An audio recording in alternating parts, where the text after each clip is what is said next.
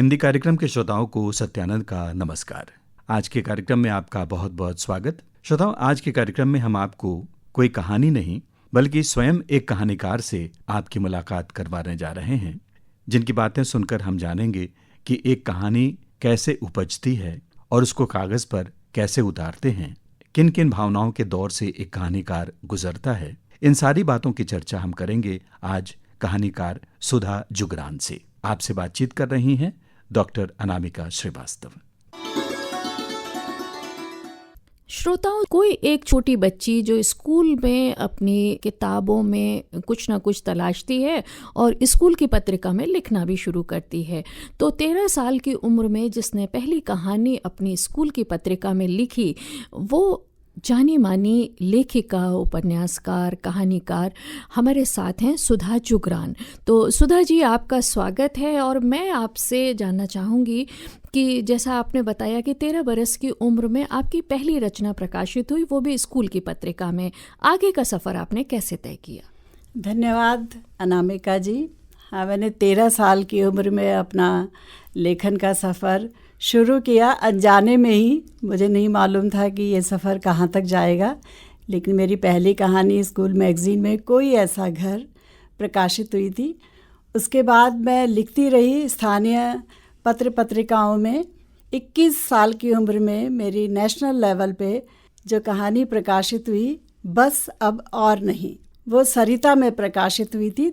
उसके बाद विवाह के बाद मेरा 12-13 साल लेखन यात्रा थोड़ी छूटी रही, लेकिन उसके बाद जब मैंने स्टार्ट किया और फिर पीछे मुड़कर नहीं देखा, सभी व्यावसायिक और साहित्यिक पत्रिकाओं में मेरी कहानी प्रकाशित होती रही। सुधा जी, ये बताइए कि अब तो ये लगभग 4 दशकों का सफ़र हो चुका है आपके लेखन का। तो इन 4 दशकों में आपने जो लेखन किया, उस लेखन की चुनौतियाँ क्या थीं? चुनौतियाँ होती हैं, क्योंकि जब वैवाहिक जीवन में भी होती हैं, बच्चा छोटा होता है, पारिवारिक जिम्मेदारियाँ होती हैं और उनसे टाइम चुराकर हम लेखन में लगाते हैं। तो जो चुराया हुआ टाइम होता है उससे हम लिखते हैं, मैगज़ीन्स में भेजते हैं और छपती है तो खुश हो जाते हैं। लेकिन मेरी किताबें बहुत देर से आईं, क्योंकि मैं किताबों पे काम नहीं कर पाई। बस मेरे कहानियाँ छपती रहीं, लगातार मैं निरंतर लिखती रही। और मेरी जो पहली पुस्तक मेरी प्रकाशित हुई वो 2019 में हुई। लेकिन सुधा जी, आपने उस दौर में लिखना शुरू किया जब एक आलेख, एक कहानी या कविता या जो कुछ भी हम लिखते थे उसे लिफाफे में पता लिख के हम भेजते थे, और आपकी रचना कभी वापस लौटी? हाँ, बहुत लौटी हैं वापस भी। दरअसल जो हम पत्रिकाओं में लिखते हैं, ये जो रिजेक्शन होता है ना, हाँ, यही हमें बनाता है। हम लगातार सीखते हैं कि भाई वापस क्यों आई रचना, कुछ तो इसमें कमी रही होगी। जो मेरी पहली कहानी बस अब और नहीं, जो सरिता में छपी थी जब मैं 21 साल की थी, मैंने उसे 18 साल की उम्र में लिखा था। अच्छा। जब वो वापस आई कि इसे थोड़ा छोटा कर दो, अब छोटा करने के बाद भी वो 2 अंकों में आई। तो उस समय कोई लैपटॉप पे तो टाइप होता नहीं था, पता नहीं हाथ चलता से था। लिखते थे, और अगर कोई करेक्शन करना है तो पूरा का पूरा दोबारा लिखना है जी। तो मैंने, क्योंकि मैं एमएससी भी कर रही थी, बीएससी फाइनल में थी एक्चुअली उस समय, और साइंस की पढ़ाई के साथ में ये सब लिखती भी रहती थी, तो उससे टाइम बचा के मैंने उसे दोबारा लिखा, दोबारा भेजा, वो स्वीकृत हो गई। क्या बात है! तो बहुत खुशी हुई होगी। बहुत खुशी हुई उतनी छोटी और पहली बार उम्र में। कहानी लिखने का कितना पैसा मिला था? 100 रुपए, और वो 100 रुपए में मैंने बहुत कुछ किया था। क्या क्या किया था? मैंने, अब एक छोटी सी लड़की क्या करेगी, सूट खरीदेगी, कुछ कंगन खरीदेगी। अच्छा। तो ये तो बड़ी खूबसूरत सी बात हुई कि हमने अपनी ज़रूरतों को अपनी प्राथमिकता में रखा। तो आपने कोई किताब नहीं खरीदी? किताब तो साइंस की किताबें पढ़ती थी ना, और वहाँ से लाइब्रेरी थी। अच्छा, उससे पढ़ती थी? हाँ, उससे मुझे 2 लाइब्रेरी कार्ड मुझे एमएससी के टाइम पे मिलते थे, जिसमें मैं अपनी बुक्स नहीं लाती थी। ये सब साहित्यिक पत्रिकाएं लेकर और साहित्यिक किताबें लाती थी। ये मन्नू भंडारी, शिवानी जी, प्रेमचंद, तमाम राइटर्स मैंने पढ़े वहाँ से। तो जिनको आपने पढ़ा, जैसे आपने कहा आपने शिवानी को पढ़ा, शिवानी भी पहाड़ की थी और उनकी रचनाओं में पहाड़ बहुत था और आप देहरादून में थी, तो शिवानी ने या मन्नू भंडारी ने या जिन रचनाकारों को आपने पढ़ा उन्होंने आपको कैसे प्रभावित किया? शिवानी ने दरअसल जब हमारी टीन एज होती है ना, उस एज में प्लस हम जब युवा भी होते हैं, तो शिवानी के जो कहानियाँ थी, जो उपन्यास थे, वो बहुत दिल को छूते थे। उसमें जो नायिका का वर्णन करती थी वो हमारे जैसे वो एक इमेज बन जाती थी कि मतलब कोई लड़की होगी तो वो इतनी खूबसूरत होगी और थोड़ी सी सांवली होगी। हाँ। बहुत गोरी वो कम दिखाते थे।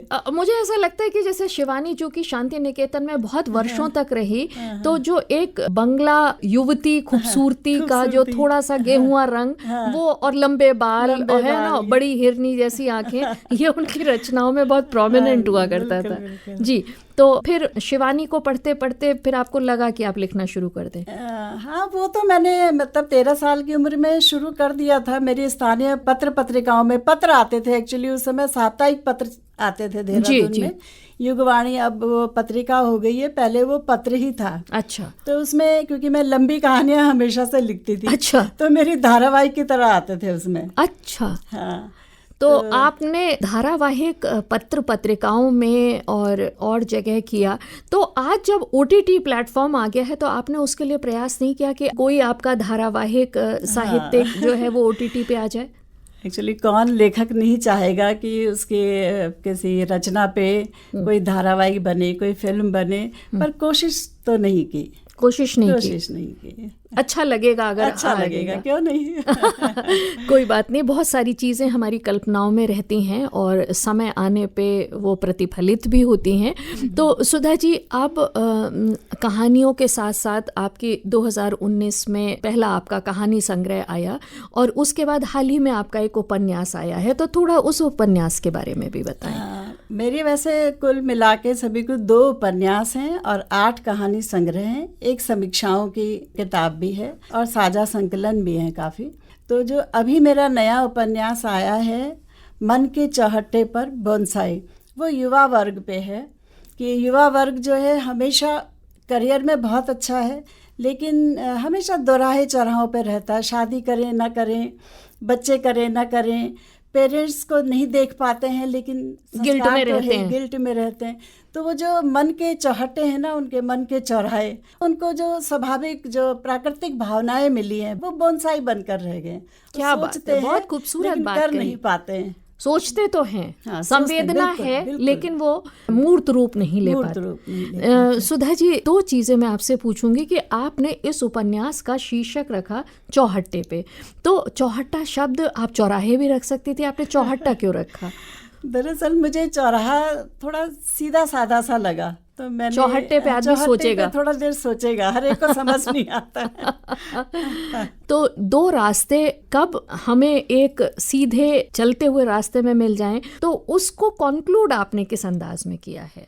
दरअसल जब युवाओं के लिए मेरा है वो मेन, जो बड़े शहरों में रह रहे हैं, प्राइवेट कंपनियों में जॉब कर रहे हैं, बड़ी बड़ी कंपनीज में, तो वो जब चौराहे पे आते हैं शादी करने के, तो माना उन्होंने एक रास्ता लिव इन चुना या शादी चुनी या सिर्फ दोस्ती है कि शादी नहीं करनी है, अभी बस साथ रह रहे हैं। तो अगर वो एक रास्ता चुनते हैं, आगे फिर चौराहा आता है उनके कि बच्चा करना है या नहीं करना है। अगर बच्चा कर लिया या नहीं करा और वो उम्र निकल गई, फिर एक सोच डेवलप होती है कि हमने क्यों नहीं किया, और अगर कर लिया तो उसके पालन पोषण की सोच दुविधा में डालती रहती है कि हम इसको पाल नहीं पा रहे हैं ठीक से। वो भी उनके बोनसाई बन जाते हैं, जो बच्चे के लिए प्यार होना चाहिए, खुश वाले माहौल में। हाँ, दरअसल कोई भी जो भावना है वो एक फुल फ्लेजेड वृक्ष का रूप नहीं ले पाती, बोनसाई बनकर रह जाती। बिल्कुल। तो जिंदगी बोनसाई ना बने, तलाशिए अपनी उन जड़ों को, और जड़ों को तलाशते तलाशते सुधा जी के साहित्य के साथ हम कुछ और आगे बढ़े। सुधा जी, आपने हमारे साथ एक खूबसूरत बातचीत की, उसके लिए आपका शुक्रिया। श्रोताओं, अभी आपने कहानीकार सुधा जुगरान से बातचीत सुनी। कैसा लगा आज का कार्यक्रम आपको हमें जरूर बताइएगा। हमारा ईमेल आईडी है pkldlko@gmail.com। हिंदी कार्यक्रम की प्रस्तुतकर्ता डॉक्टर अनामिका श्रीवास्तव। आज के कार्यक्रम से अब दीजिए विदा। स्वीकार कीजिए सत्यानंद का नमस्कार।